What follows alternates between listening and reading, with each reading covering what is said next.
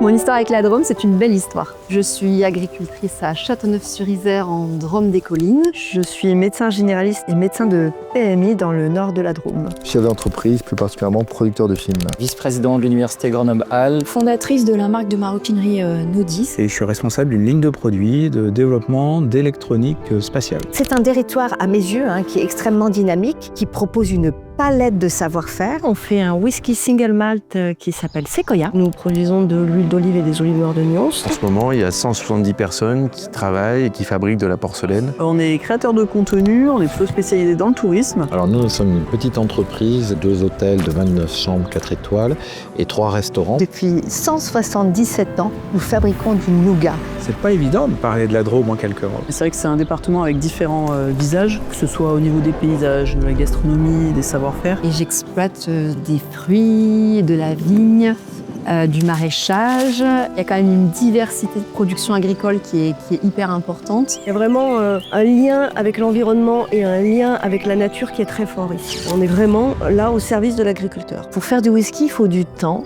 Et pour moi, il faut un lieu apaisé, un lieu calme. Et ça correspond bien ici. Vous trouvez des gens passionnés, heureux et fiers du produit qu'ils font. Ça me donne encore plus envie de cuisiner et de tenter de transmettre au mieux de nos possibles la qualité du produit dans l'assiette. Nous faisons partie du patrimoine gourmand, du patrimoine gastronomique de la France. Et c'est vrai que c'est un territoire qui donne envie de s'ancrer. On trouve dans les sols du nord de la Drôme toutes les matières premières nécessaires à la production de céramique depuis toujours. On perpétue une histoire, on perpétue des savoir-faire qu'on a à cœur de transmettre. C'est propice au fait main, c'est propice à l'artisanat.